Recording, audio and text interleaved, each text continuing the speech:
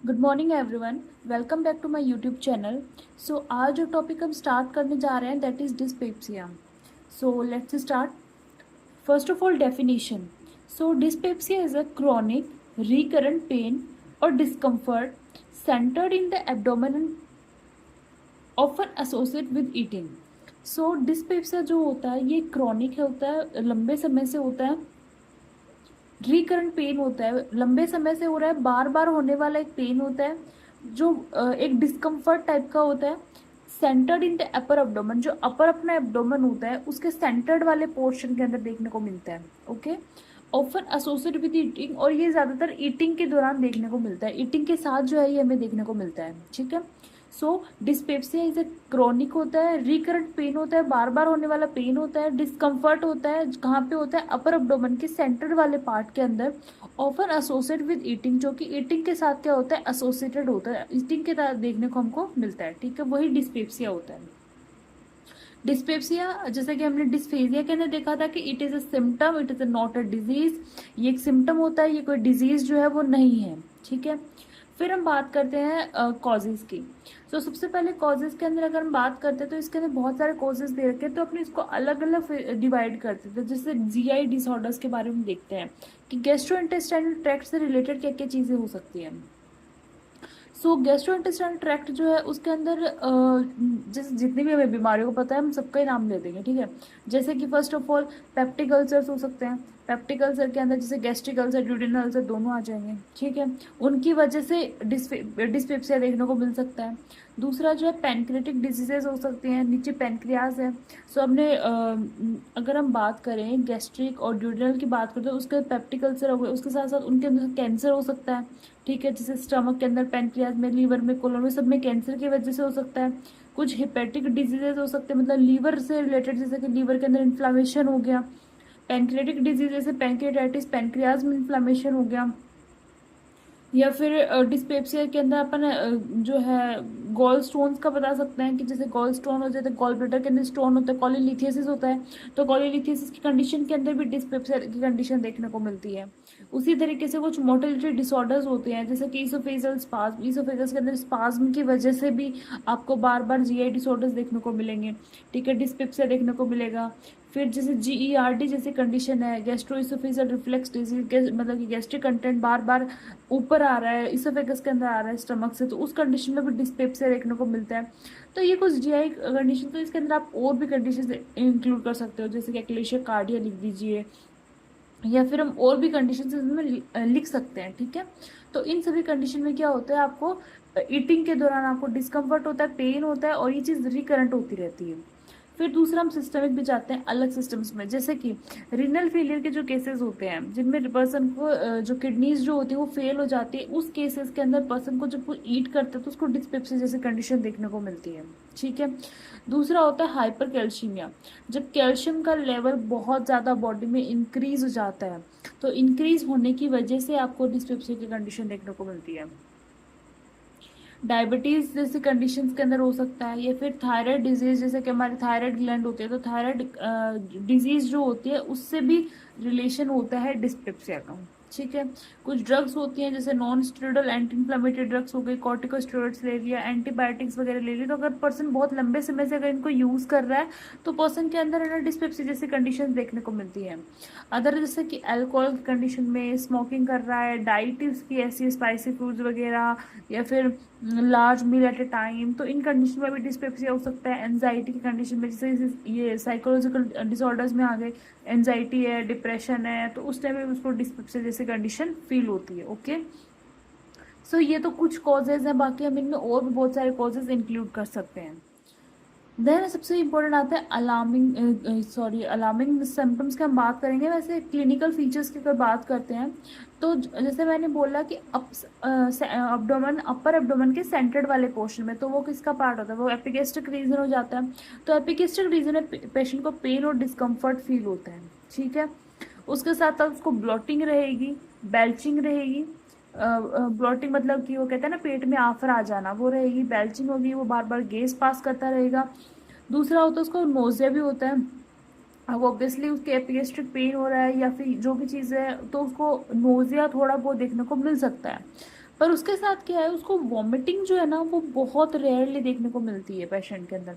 ज़रूरी नहीं है पेशेंट को वॉमिटिंग हो, यूजुअली नहीं होती है, बट कभी कभार वॉमिटिंग पेशेंट को देखने को मिल सकती है।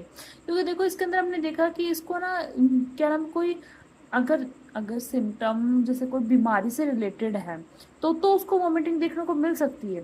बाकी पर्सन को अगर डिस्पेप्सिया की कंडीशन है उसमें वॉमिटिंग देखने को यूजुअली नहीं मिलती।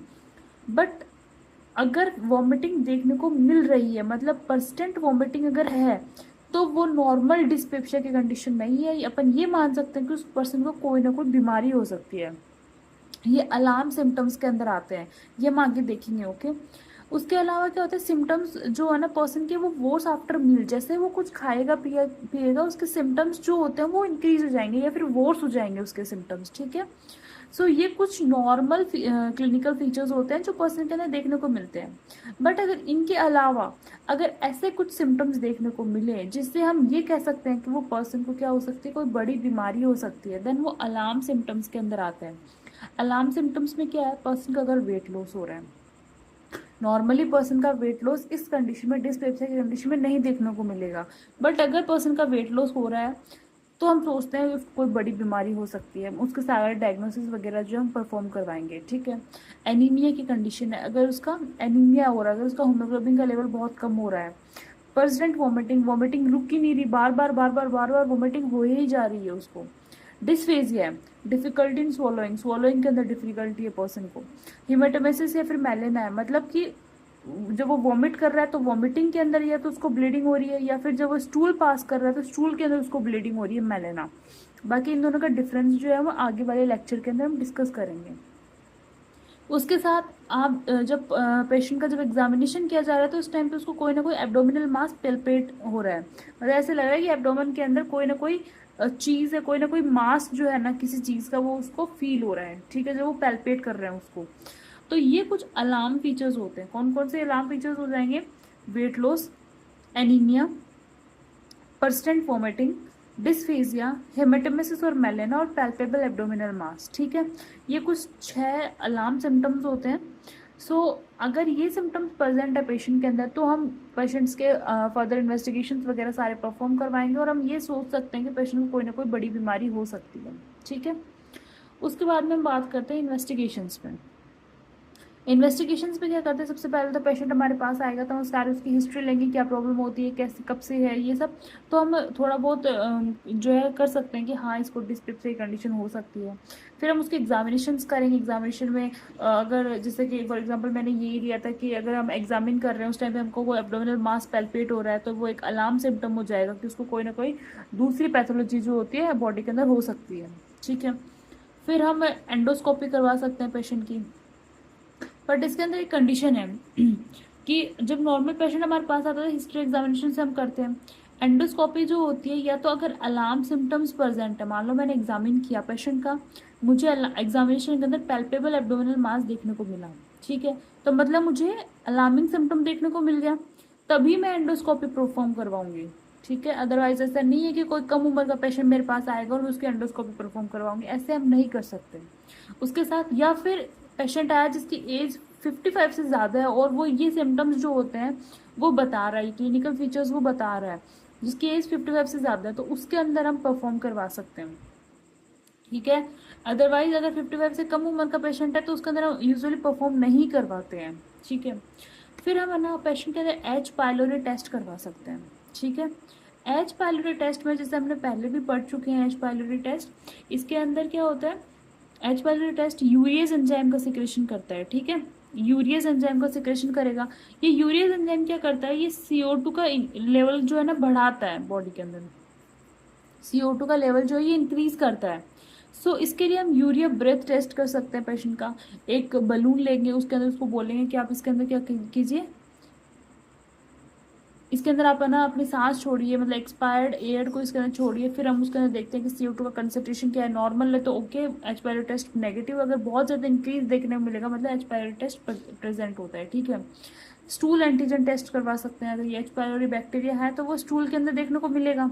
ठीक है, उसके साथ हम ब्लड टेस्ट करवा सकते हैं पेशेंट के कि कोई इन्फेक्शन वगैरह, ये सब चीज़ें हम देख सकते हैं।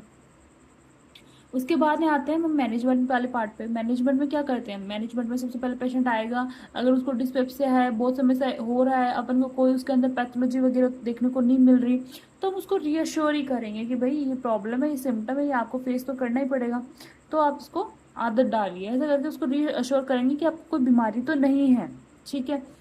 दूसरा, हम उसके लाइफस्टाइल को मॉडिफिकेशन करवा सकते हैं। उसको कहेंगे आप अल्कोहल को अवॉइड कीजिए, स्मोकिंग वगैरह मत कीजिए, कॉफ़ी को कम से कम यूज़ कीजिए, स्पाइसी फूड्स को अवॉइड कीजिए। हम उसके लाइफस्टाइल में कुछ ना कुछ मॉडिफिकेशन करवाएंगे। लेट मील्स मत लीजिए, एक टाइम पे ज़्यादा मील्स मत लीजिए, कम मील्स लीजिए, ये सब उसको लाइफस्टाइल में मॉडिफिकेशन करवा सकते हैं हम।